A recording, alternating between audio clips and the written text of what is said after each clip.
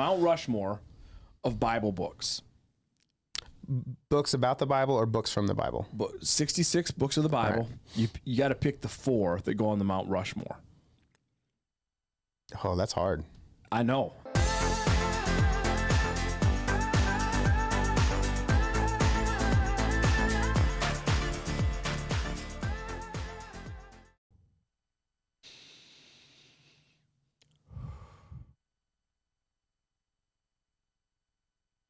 Ready now? Have you seen that video of the guy dressed as the Grinch and he's doing yoga? No. And he just like, they're all like, all right, inhale, exhale. And he just goes, ah! And everyone just stares at him and goes, I'm a little messed up. Yeah. I've not seen that. It's one of my favorite videos. I think it's funny when people are like, have you seen the video? Because there are like now millions of videos out there. They're just like, have you seen the video? And Yeah. the funny thing is, most of the time the answer is yes. I would love to know, maybe you know this. I feel like we're doing the podcast already. I think we started, but... All right, so hey, welcome to the Gathering Greenhouse, a podcast to help us grow together. So what I'd like to know is how many videos, because you have your reels and your shorts and all that, how many videos the average person watches in a day? It's got to be double digits, and I'm going to guess it's over 100. Triple digits, yeah. Yeah. So the average is hard because it's like, who are you averaging? Like all people, there's still a significant amount of people who aren't on socials and stuff like that. But if you probably average as daily users, it's probably well over 100. 100, I mean, easily 100 videos, especially shorts and stuff like that, that are often, under a minute, often they're 10, 15 seconds. And so, I mean, people just crank those out. Wait, how do you use the thumbs? For TikTok? Yeah, you have for shorts, you have to choose the next one. Otherwise, it just keeps looping. And do you count the loops? But you do it like this. That's how I, yeah. Huh. Do you? Yeah. My phone's really big, though. I can't. I have an iPad. I got big, huge phones. So I have big, huge font on my phone, so I can actually read it still. Do you remember the trend of phones were getting bigger and bigger for a minute? Mm-hmm. And I had a buddy, and I swear it was an iPad, but he says it was a phone. He was just walking around like this. Oh, there were some really I was like, big ones. He's like, it's my phone. I was like, that's an iPad. That has to be an iPad. Yeah. I had a big phone for a little while, and I hated it. Yeah. And I overreacted and went back to a very small phone, the SE. And I loved that phone. So the SE line for, I've always liked Apple's whenever they come up with the SE or like the smallest body, but upgrade that's always the best bang for buck. Yeah. It's amazing. I loved it, but then it was too small for me. Yeah. Like I can't see it. And if I got the font to where I could read it, there'd be like three letters per line. I still to this day, my favorite cell phone I ever had was a Motorola Razr that just folded up, went in my pocket, but wasn't a smartphone. And yeah, those things are amazing. They never broke. You could throw them and yeah. So we had the Nextel, the touch to talk. Yeah, those were nice. I remember those. Yeah, everybody on our church staff had one. That's actually and you had to have it on all the time. So you had like so you guys could just talk to each other versus doing calls and yes, probably before unlimited data and unlimited. Yeah, it was a much better way to go because then you could always be accessible. So yeah. So good times. So we're on a podcast today. Yeah, talking about old technology. I'm David. I'm John. And this is the podcast for the day. Cool. So are we done? No. So we don't have a game today, and we don't have like any fancy questions. So I always like to do Mount Rushmores. And you young bucks always get mad on the Mount Rushmores because you're all like, we hate Mount Rushmore. As a principal. Give it back. All right, so what Mount Rushmore will we do today? What if we did? So this actually might. Okay. You might have a better idea, but I just had a conversation. Me and Jeremy were just talking about like foods we ate when like we're poor, cheap, big family meals. I think you probably had some of those too. So what's the category? So we were just talking about we had sloppy joes for lunch. Somebody brought us sloppy joes, and I made a joke about how all the meat was meat, because growing up, when we had sloppy joes, it was like that thing, we knew money was tight because it was a little bit of meat and then oats and lentils and a bunch of stuff mixed in to take on the flavor, and make it go further. Yeah. So that's what we were talking about, that and some of the other meals we had. When I was an intern, and there's a church not far from here, just across the river in Kentucky, I had nothing, and I'm trying to save money because I'm engaged and getting married in February, and then you got to start life. So I'm trying to save money, and I got nothing. I'm not getting paid nothing, and I would eat hamburger helper without the hamburger. Yeah, that's not bad. Just pasta. Yeah. So there's and I ate a lot of cream of mushroom soup. Oh yeah.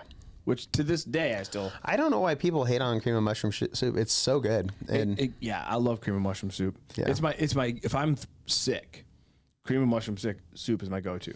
So I'll make it, and because it comes condensed and you have to water it down, and I won't water it down.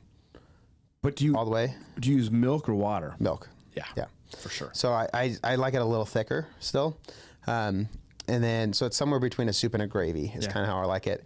And I'll make toast, and I'll kind of eat toast and cream of mushroom. Right. So we kind of that's I think there's nothing else to add. No. So okay. So here you go. Mount Rushmore of Bible books.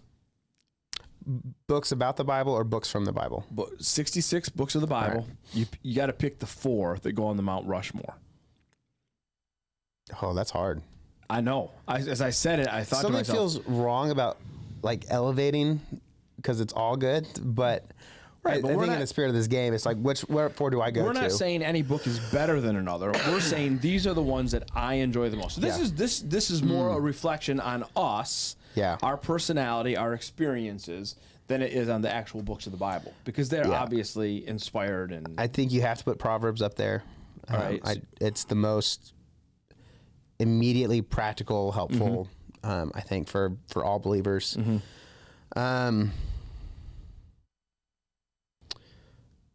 I want to say Romans, but I'm going to say Ephesians over Romans. All right.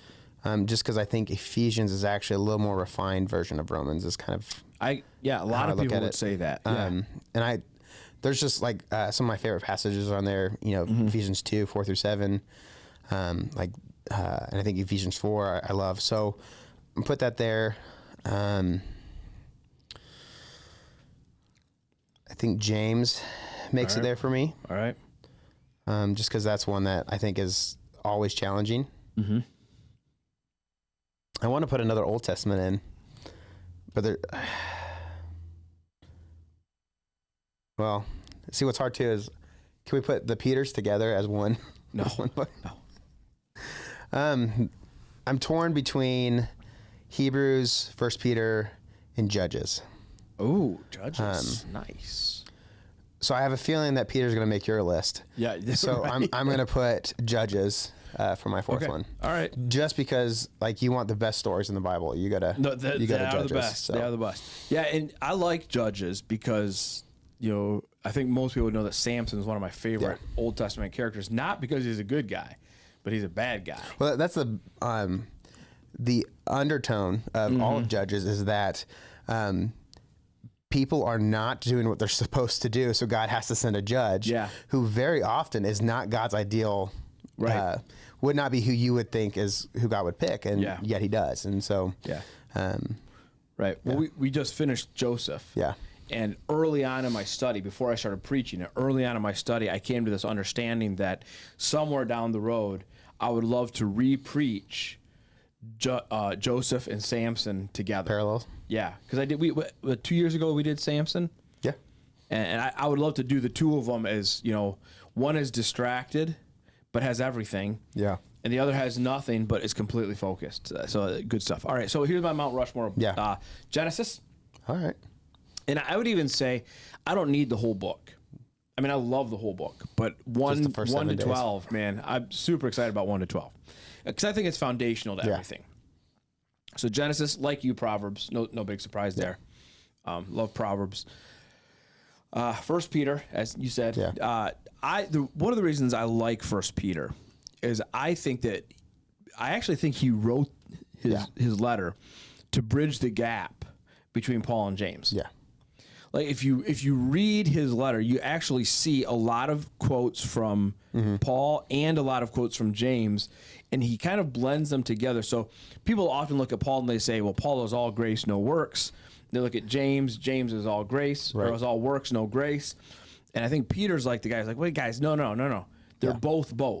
Yeah. You just have to see it a little bit differently. So I love First Peter. And then for my fourth, I actually think Ephesians would be good because that's where you get that kind of that deep theology. But I'm going to go with Philippians. Okay. So I realize that I am missing a real like heavy theological book. But I really like Philippians. Yeah. And I mentioned last week that Philippians 4 is my chapter for this year. And I'm convinced that Philippians 4, maybe like you find the answers to almost anything in. So much of like everyone knows Philippians 4:12, right? I can do all things. I can do all things, yeah. Right.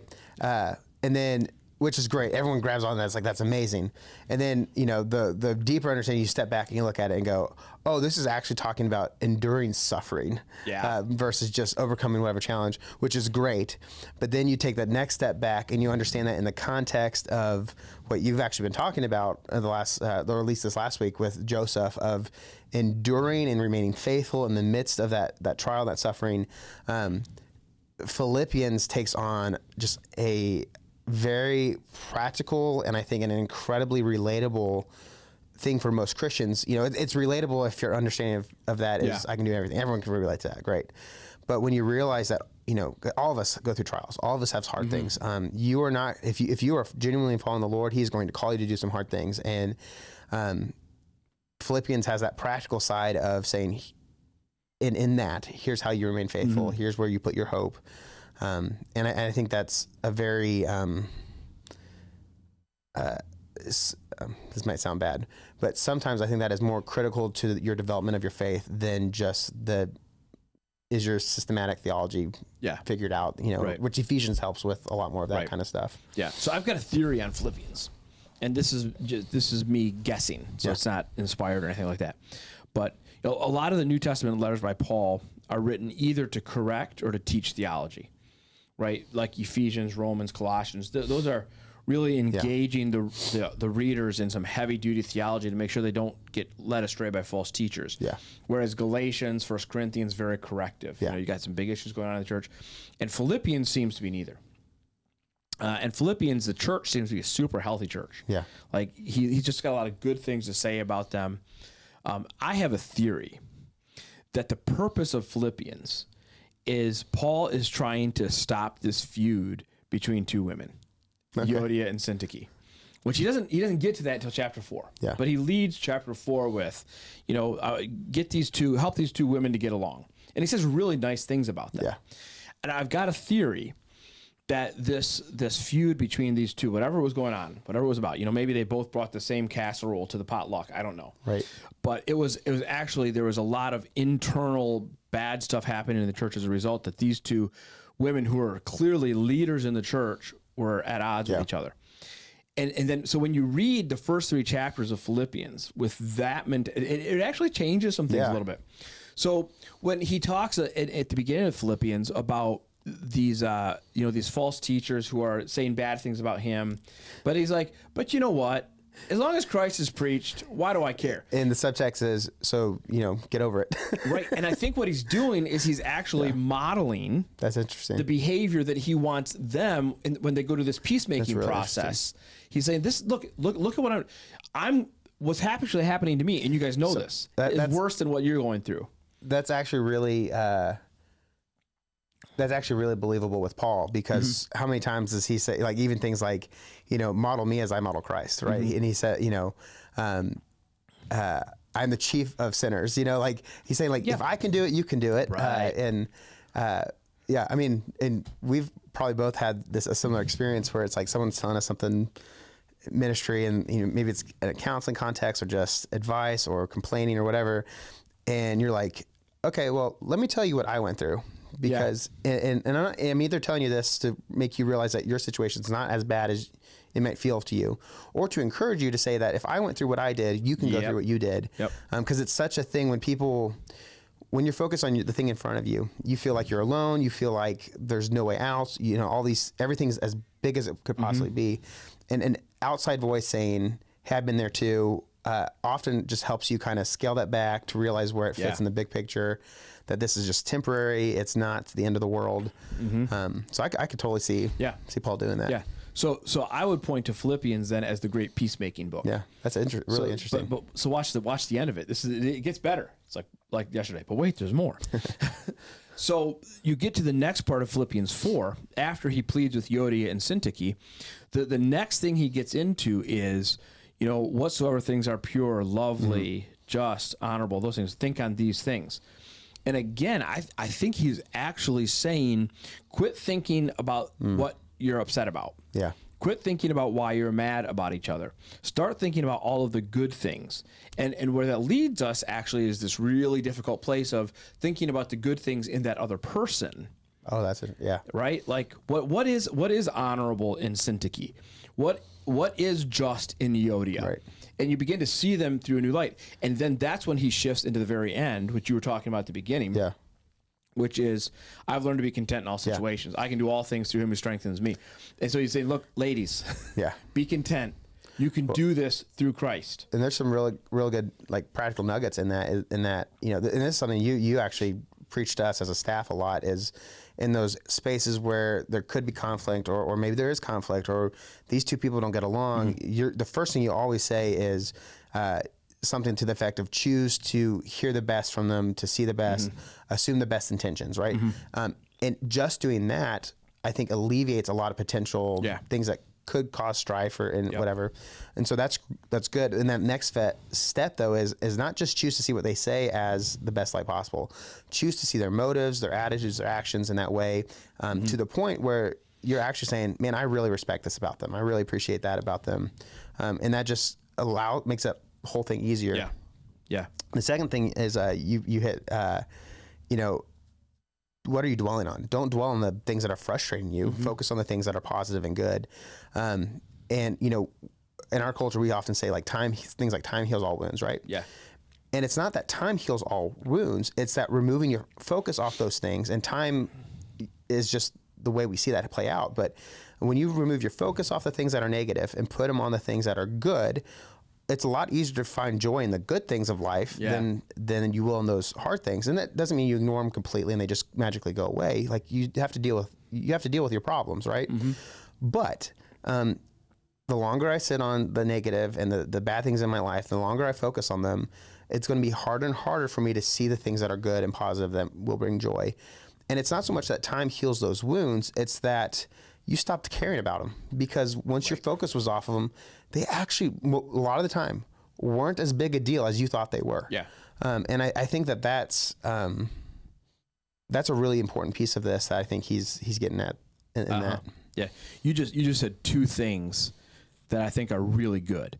And we'll probably make it into sermons at some point, and I may not credit you. That's all right. But if you watch, if you're watching this, you know, I got this from John. So the second one, because I want to forget it. The second one, I just forgot it. Never mind. The first one was the time heals all wounds. The second one was, I'll come back to that. Yeah. The second one was that when you said your suffering isn't as significant as you think. Yeah. And I know we're hesitant to say that, because when somebody's in the middle of something, so we talk about this sometimes, is that when you're counseling somebody, you don't always tell them the truth, right? You tell them what they need to hear. Yeah. And you don't always go right to, well, here's the facts, right? You got to address the feelings a little bit. So we don't want to say, hey, your suffering's not that significant. But here's the thing. You have to understand in the bigger picture your own significance. Yeah. Right? And if my significance comes from anything that I do or can do or am or any of that, then it's going to hurt a lot when that significance is taken away from me. But if my significance is in Christ, now all of a sudden anything that happens to me isn't that significant because my significance is found elsewhere. So that's really good. The first thing you said, though, and I love this, is the time heals all wounds. which is a truism-ish. Yeah. But let's it's a metaphor, right? And it's talking about wounds. So let's talk about the actual literal translation of that, which is, does time actually heal all wounds? No, it actually doesn't. Right.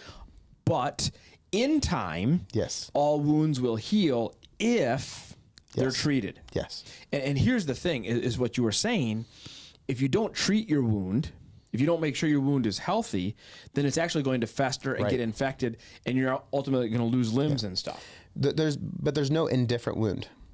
It either heals or it gets worse, and I think that's the, and that's maybe in light of what you're kind of thinking with Philippians, that's maybe kind of what he's getting at is you guys can keep this beef going, and it's going to get worse. It's going to infect the whole body, and the whole body's going to suffer from it, or you can choose to orient yourself in the right direction, choose to dwell on what is good, and allow this to heal.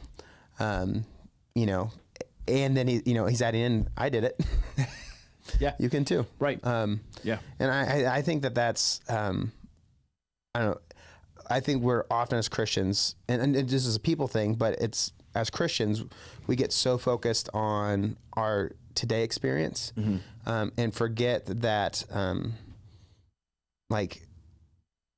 for God, this is just a speck on all that he is overseeing and working and moving. And so it's not to say that you aren't important. And I grew up in the, feel good about yourself. You are so special, generation. And even had Christian, God loved you so much. He made you specific. And that's true. And, your part in this game is this big, probably. And faithfully serve that part and play that role and do the things you're called to do.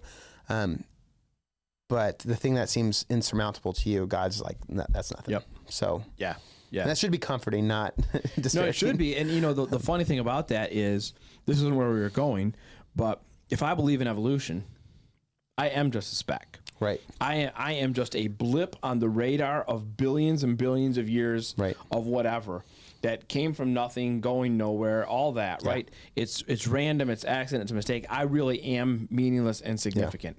The only place I can find meaningless or significance in this existence is if it's given to me by someone who can also provide that meaningfulness and significance. So that's kind of a good thought. So we didn't plan to talk about Philippians at all. I like that, though. That was good. Yeah, good Mount Rushmore. Yeah. Did I get all my 4? I did. I think you did. Philippians was 4. Okay. So but we do have some stuff coming up. We do. So this coming Sunday is Groundbreaking Sunday. I can't believe we've actually it's actually happening. Made it here. Yeah, it's a big deal.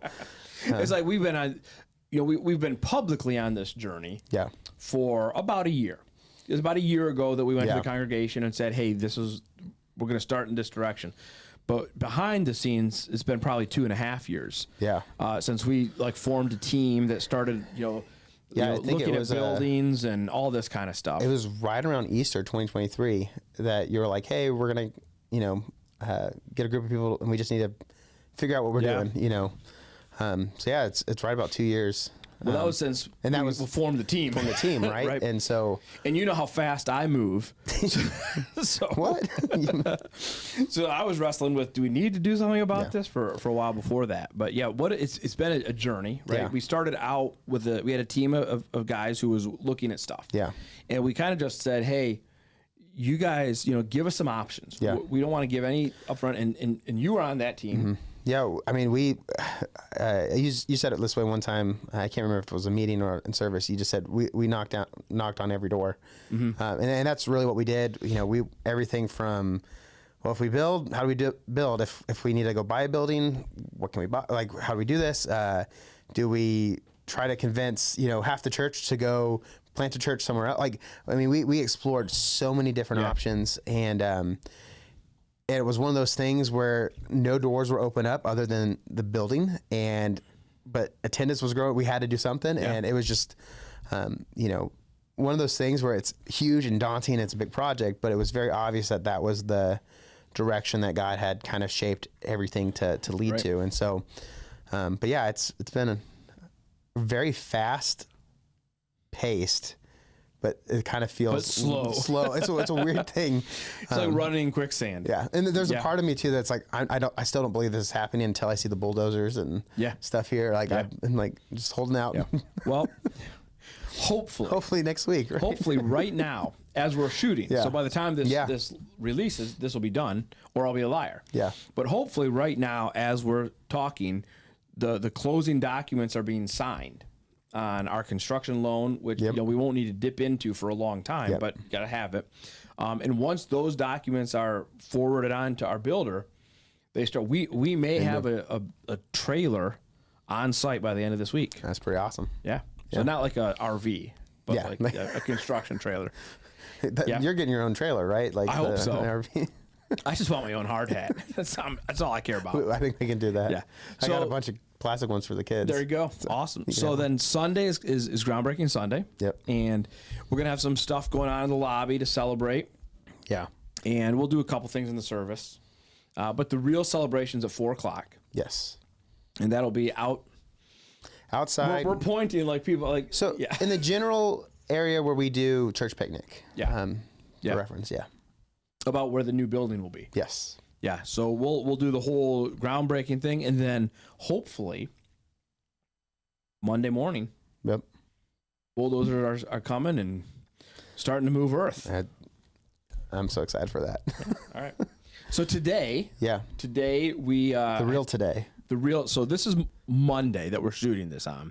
So on Monday, we kind of had our big move out of the office day, and everything's out of the office now. It's big, empty. There's little stragglers. It's really weird. Was it weird to walk in this morning? It was like, where'd everything go? Cool, because I knew we were meeting over there, but I had to come over here anyway. But somehow between my car and here, I just had like completely forgotten that there just wouldn't be anything in here. Yeah. So I opened the door, flipped on the light, and it was a little freaky. I was like, this isn't. But did we get robbed? And why would they rob us? Yeah, I had to come over to get my shoe boxes. Your office. My office. And so it was weird. So the reason we're talking about this is because we want you guys to know, if you're part of the church, our offices are no longer on Yankee Street. Yep. Our offices now, until probably Thanksgiving-ish, are going to be at 1700 Lyons Road. Yep. In Suite, and we're spelling it SWEET. Yep. Suite 4A. Yeah, and that's really more instructional. Like when you come, bring sweets. And be sweet. Yeah. But bring sweets. Yeah, we will tolerate you not being sweet if the sweets you bring. Yeah. Right. Yep. Absolutely. But bonus points if you bring both. Yes. So also groups. Most of the groups that meet at the church will be meeting there. And some classes will be going on there. It's a really great space. We are in the process, but we're going to have at least 3 designated meeting areas for groups and stuff. So in a pinch, probably 4. Yeah. So we're making the space as usable, flexible, maximize it as much as we can. It felt really good this morning, first thing, because we had things kind of set up. It really felt open and, and spacious. Then all the chairs showed up. And then we had 100 chairs delivered. Yeah, there's about. Hey, if you're interested in unpackaging a bunch of chairs, give us a call. Yeah. So these chairs are for Easter. Yep. But then ultimately they'll be in our new youth space, which is part of the building project. But so we do need help with that. So transition to Easter then. Yeah, Easter's coming up. Right around the corner. Yeah, this year we're doing it a little different than we've done in years past. And so it's been fun communicating with my team. I was actually just answering a bunch of questions before we started the podcast. So we're doing 4 services. Yep. I'll start with what you guys are probably used to. So we're going to have 2 services here at Yankee that are going to be like what we normally have. Mm-hmm. In the worship center, it's going to be full. It's going to be packed. And those are going to be at 9 a.m. and 11 a.m., which is different than 9:30. So catch that. And the reason we're doing that is just so we have maximum time between services to get the parking lot cleared. Because we've run into that in years past where we've actually watched people drive on by because they can't get in. And so that should give us about an hour between those 2 services to let people get in and out. So those 2 are normal. So 9 o'clock and 11 o'clock at Yankee. Can I say something about that? So if you're going to come to one of those services and you can possibly come at 9. Yeah. Come at 9. Yeah. Because I do think 11 will be the more heavily attended. Yes. So if you're going to come to one of those, so if you got kids, you want them in the kids ministry, try to come at 9. And we will have overflow. So if you do show up and it's, crowded, we do have an overflow, so you can still come to that. And if you have kids, definitely come to one of those too, because our kids programming will be here. And then we're doing 2 new types of services, which I'm really excited for. So the one I'm most excited about is we're actually doing a sunrise service out by the barn, by the pond. And so the sun should rise over us as we're, hopefully. See, you're excited about that. Yes. Because you've got young children. And so you are always getting up early anyway. Yeah, well, on Sundays I'm already up anyway. Sundays you're always up. So, I think that could be fun. You're just going to roll out of bed and just play your guitar and sing, which is how you start every morning anyway, right? I think my family's so Becca's family's a lot later in the day, so we'll probably do one of the later ones, and then. But my family growing up, we always did like an early brunch, and so and an early Easter egg hunt, and so. Maybe you want to come to this early one at 7 a.m. and it's going to be beautiful. It's going to be a really nice morning. And then you can go to grandma's house and do your egg hunt or go to brunch or whatever it is that day. I think that's a great option. The reason I'm actually excited is this hits my nostalgia really heavy. I grew up in a more, I don't want to say traditional, but traditional, Southern Baptist church, and Easter morning sunrise service was a thing that we did every year. And so there's something about that just feels... And you've got it set so that we're going to be singing Up From the Grave He Arose, right? At the exact time that the sun pops over the horizon. If that's going to get you there, then I'll tell you that. Okay. Yeah, I'll say that. I do think that's the cool part of the service. Yeah. I mean, right? You get to watch the sunrise as we talk about the sunrise. And we one of the things that I love about the property the church sits on is it's actually a really beautiful piece of land back there. And there's the pond. So what I think we're going to see is you're going to have the sun rising to your left. You're going to have the fog and all that coming up off the pond. I think it's just going to end up being birds chirping. Yeah. The rooster. The rooster crowing. Our neighbor's rooster going crazy. So I think it's going to be really cool. So I'm excited for that. So that's 7 a.m. on, and it's out by the barn here at the Yankee building. If you've come to one of the bonfires, it's going to be out there. So, and then the other new thing we're doing is we are doing a service at the new office building, the Lions Road building. And we're calling that the great room, right? The big empty room. Yeah.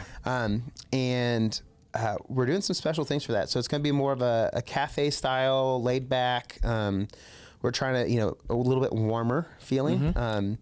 But we've got some treats. Are we allowed to tell them the treats? Well, I'm going to hint at it. Okay. So now we have good coffee at our church. Yeah. For church coffee. It's pretty good church coffee. Really good coffee. Oh, yeah. Well, I think we have good coffee at our church. That's important to us. But if you, at that service, the 10 o'clock laid back service, we're going to have like exponentially better coffee options. Yeah. Right? We'll leave it there. Options is an important word for that. Yes, coffee options. Yeah, we didn't hold back. Yeah. There's some debate about pastries versus donuts. I think I'm probably going to pull my I get to pick card on this one, and we're going to have both. Both. Okay. Yep. Yeah. It's going to be good. I think if you don't need the childcare that's at the Yankee building for those services, this is going to be the one you want to go to. Like I think it's just going to have a really fun feel. It's going to feel more relaxed, maybe a little more intimate, not so big, lost in the crowd. And there are some bonus things. Yeah. I think, like from a sermon standpoint, probably at the 10 o'clock I'm going to be at my best. So you're going to peak because I think so. Yeah. To